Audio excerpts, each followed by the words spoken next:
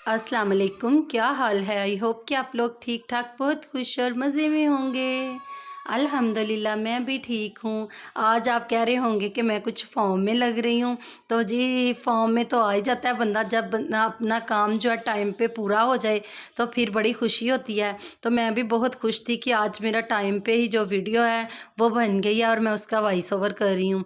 तो यहाँ पे जी मैं बना रही थी एक रेमेडी बालों के लिए, तो मैं आपको साथ-साथ बताती हूँ और आप लोग भी ट्राई कीजिएगा। जिनके गर्मियों में डेली आपको पता है गर्मी में 2 दफ़ा भी बंदा नहा लेता है तो बाल जो हैं बड़े ही रफ से हो जाती हैं, तो ये उनके लिए है ये वाली रेमेडी। तो मैंने ख़ास तौर पे हिबा के लिए बनाई थी, क्योंकि वो 2-2 3-3 बार नहाती हैं तो शैम्पू लगा लेती हैं, तो उसकी वजह से ज़्यादा शैम्पू करने की वजह से भी आपके बाल जो हैं डैमेज हो जाते हैं।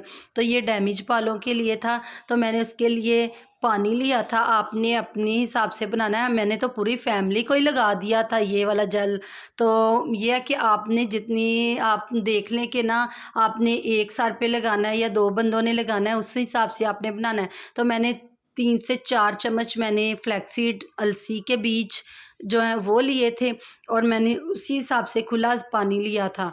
तो फिर मैंने उसमें डाल के तो इनको अच्छी तरह से 15 से 20 मिनट मैंने हाई फ्लेम पे इनको पकाया था। तो ये देखें जब तक ये जेल फॉर्म में ना आ जाए आपने उतनी देर तक इसको पकाते ही रहना है। तो फिर मैं भी इसको चम्मच चलाती गई और इसकी ऐसी की तैसी करती गई।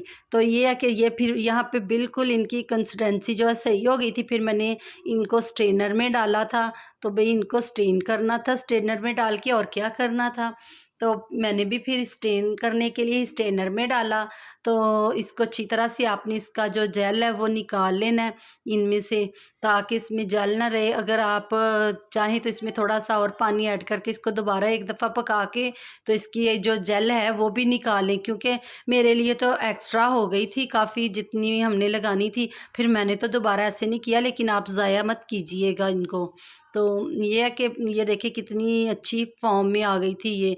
तो अब इसमें मैंने एक और चीज़ ऐड करनी थी, तो गौर से मेरी वीडियो देखा करें ताकि आपको पता चलता रहे कि मैं क्या इसमें डालती हूँ। आप स्किप करके देखते हैं तो आपको पता ही नहीं चलता कि ना क्या-क्या वीडियो में होता है।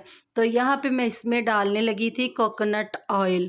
आप अगर चाहें तो कोई और ऑयल भी इस्तेमाल कर सकती हैं इसमें, लेकिन मैंने इसमें कोकोनट डाला था। आप जो भी अपने बालों पे अप्लाई करती हैं वो भी डाल लें। सरसों का करते हैं या कोई बादाम का तेल, आलमंड ऑयल, या फिर कोई और भी इतने ज़्यादा हैं, लेकिन मैंने जो है कोकोनट ऑयल ही इसमें डाला था। तो मैंने जो है फ्रीज़ी बालों के लिए तो उसमें कोकोनट ऑयल जो है बहुत अच्छा रहता है। तो फिर मैंने वही डाल के तो इसको अच्छी तरह से ना ज़रा ठंडा कर लिया था, और जब ये थोड़ी-सी ठंडी हो गई थी तो ये ज़्यादा थिक हो गई थी। तो ये नहीं था कि बालों में लगाएँ तो ये नीचे को ऐसे आपके आएगी, नहीं ये बालों में ही रहेगी। तो मैंने इसको बालों में रखने के लिए पहले कमरे में लगाया था एसी, ताकि कमरा ठंडा हो जाए, तो बच्चों को ना गर्मी भी ना लगे और ये जल्दी से ड्राई भी हो जाए। तो यहाँ पे मैं इफ़ा के बाल आप देख रहे होंगे कि किस तरह के हो गए हैं, तो इसीलिए मैंने फिर ख़ास तौर पे उनके लिए तो बनाया ही था, खुद अपने सर में भी लगाया, ज़ैनब के भी और इन तीनों के भी, इफ़ा, हिबा और हाजरा के भी। तो अच्छी तरह से आपने इस तरह जेल को ना लगा लेना है। तो अब मुझसे ना इतना ज़्यादा बोला भी नहीं जा रहा, आप सुन रहे होंगे कि मैं किस तरह कोशिश कर रही हूँ। तो ये है कि फिर मैंने इस तरह ही सबके सरों पे अप्लाई किया था। हिबा के बाल माशाल्लाह से वैसे ही बहुत अच्छे हैं, लेकिन फ्रंट से ना फ़ोरहेड से थोड़े से हल्के हैं, तो वहाँ से भी हो जाएँगी उसके बेहतर जब वो बड़ी होगी, क्योंकि इसके बाल बिल्कुल मेरे जैसे हैं। हाजरा के भी मैंने कर दिया था, इसका कोई साइड इफ़ेक्ट नहीं है। तो ये आप छोटे बच्चों के सरों में भी अप्लाई कर सकती हैं। तो वो लगवा 2000 years later. लगवा नहीं रही थी, तो फिर मैंने उसको फ़ोन दिया और फिर उसको लगाया। तो यहाँ पे जी मेरा हो गया था खाने का टाइम। फिर आपको पता है कि ना बिज़ी रूटीन ही होती है घर में, आजकल बच्चों की छुट्टियाँ हों और माएँ कहाँ फ़ारिग होती हैं। तो इसीलिए फिर मैं भी चूल्हे के पास आ गई थी। तो आज मैंने बनानी थी मटन टिक्का कढ़ाई। तो आप कह रहे होंगे है तो कढ़ाई बना प्रेशर में रही हैं। तो जी ये अपना-अपना अंदाज़ है, नाम तो इसका यही है, तो बनाएँ चाहे प्रेशर में। मैं ये है कि बाद में इसको कढ़ाई में ऐड भी कर लेती लेती हूँ, लेकिन मैंने ये प्रेशर में ही बनाई थी ताकि जल्दी से बन जाए। तो मैंने ऑयल डाला था, ऑयल इसमें ज़्यादा डालना है ताकि जो आपका मीट है ना, आप इसको बीफ में भी बना सकते हैं, चिकन में भी बना सकते हैं, लेकिन मैंने मटन में बनाई थी। तो ये नहीं है कि आपने भी मटन में ही बनानी है। तो इसको मैंने अच्छी तरह से उसी ऑयल में फ्राई किया था और नमक मैंने साथ ही थोड़ा सा डाल दिया था। फिर बाद में मैंने लहसुन अदरक का पेस्ट और सब्ज़ मिर्चों का पेस्ट डाल के अच्छी तरह से इसको भूना था। तो आपने भी इसको अच्छी तरह से भूना। यहाँ पे मैं स्पाइसेस थे, मेरे पास पिसा सूखा धनिया था, हल्दी थी और ज़ीरा पाउडर था, नमक था और सबसे स्पेशल जो वो आपको लाल मिर्चें हैं, वो लाल मिर्चें नहीं थी, वो मेरे पास था तिक्का मसाला। आपने भी किसी भी ब्रांड का तिक्का मसाला ले लेना है, तो वो ऐड करना है आपने, क्योंकि नाम जो इसका यही है कि मटन टिक्का कढ़ाई। तो आप बीफ टिक्का कढ़ाई बना सकते हैं, चिकन टिक्का कढ़ाई बना सकते हैं। अगर आपने ज़्यादा स्पाइसेस करना है तो आप लाल मिर्चें जो है, लाल मिर्च का पाउडर भी ऐड कर सकती हैं, लेकिन मैंने ज़्यादा स्पाइसी नहीं बनाना था इसलिए मैंने ऐड नहीं किया और मेरा वाकई में ज़्यादा स्पाइसी सालन नहीं बना था। अगर आप सोच रहे हो कि इसमें तो सब्ज़ मिर्चें भी थी। फिर मैंने इसमें 4-5 बल्कि 5-6 मैंने टमाटर लिए थे बड़े साइज़ के और उनको 2 पीस करके तो डाल दिया था। ऊपर से 1 कप पानी डाला था। फिर मैंने इसको वेट लगाना था ताकि टमाटर अच्छे से गल जाएँ और उसके जो ऊपर वाली स्किन है, टमाटर की छिलके जो हैं वो जो हैं सेपरेट हो जाएँ। तो फिर इस वजह से मैंने ना वेट लगाया था प्रेशर को, बड़ी हद मैंने कोई 5 मिनट का वेट लगाया होगा। जब सीटी ज़रा सी बोलने लगी थी मैंने साथ ही चूल्हा बंद करके तो प्रेशर खोल लिया था। तो देखिए टमाटर अच्छे से गल गए थे।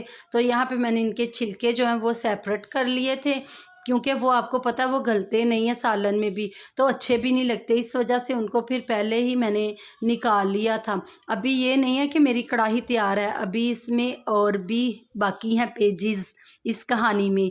तो जी आप साथ साथ देख तो रही हैं, तो गौर से देखा करें। मैं आपको बार बार कह रही हूँ कोई चीज़ आपकी मिस नहीं हो, फिर आप कहेंगे कि हमारी तो ऐसी चीज़ बनी नहीं थी जैसी आपने बनाई थी। तो मुझे क्या पता आपने कहाँ कहाँ से मिस करके देखी है, स्किप करके वीडियो देखी है। तो इसीलिए मैं बार बार आपसे कहती हूँ स्किप ना किया करें। तो यहाँ पे मैंने सब टमाटर्स के जो छिलके हैं ना, तो वो सारे ही आहिस्ता आहिस्ता सब के निकाल लिए थे और टमाटर मेरे बहुत अच्छी तरह से 5 मिनट ही मैंने तकरीबन वेट चलाई थी तो गल गए थे। तो गोश्त तो अभी मेरा नहीं गला था, फिर मैंने इसमें थोड़ा सा पानी और ऐड करना था, तो मैंने 1 कप ही पानी और ऐड करके दोबारा से इसको वेट लगाई थी। तो ये है कि ना हमारी फैमिली में जो है ना गोश्त सख्त नहीं खाते। कई लोग होते हैं वो खींचने वाला खाते हैं, लेकिन मुझे खुद भी ऐसा नहीं पसंद। तो मेरे मियाँ साहब कहते हैं कि वो क्या बोटी हो जो कि ना बाइट के साथ टूटे ना, रोटी की बाइट के साथ। तो इस वजह से हमारा गोश्त फुल गला हुआ होता है। तो इसी वजह से मेरी यहाँ पे तकरीबन तैयार थी, लेकिन नहीं, मेरे से ना एक जो पार्ट है ना वो थोड़ा सा मिस हो गया। मैं वीडियो ऑन करना ही भूल गई थी। तो मैंने ना साथ में प्रेशर खोल के तो उसको थोड़ा सा सालन को ठंडा किया था, फिर उसमें मैंने दही डाला था। ठंडा इसलिए किया था, गरम गरम सालन में दही डालें तो वो फट जाता है, इस वजह से थोड़ा सा ठंडा करके दही डाल के मैंने 2-3 बार चम्मच चलाया था। फिर मैंने चूल्हा जला दिया और जो एक्स्ट्रा ऑयल था वो मैंने निकाल लिया था। आप भी निकाल लें क्योंकि ज़्यादा ऑयल जो है सेहत के लिए बहुत नुकसानदेह है। तो फिर मैंने इसमें अदरक और सब्ज़ मिर्च जो है वो लंबी लंबी काट के वो डाली। धनिया नहीं डाला था, धनिया खाने के टाइम डालूंगी। यहाँ पे ईफ़ा नहा के सो गई थी, मैं उसके बाल दिखा रही हूँ आपको कि देखें कितने ज़बरदस्त हो गए हैं। तो आप लोग वीडियो को लाइक कमेंट किए बगैर ना जाएं। तो इतनी मेहनत करती हूँ तो इतना तो सिला दिया करें यार, क्या मसला है आप लोगों को। तो कोई बात नहीं, फिर इसके साथ ही इजाज़त चाहती हूँ नए व्लॉग के साथ। अल्लाह हाफिज़।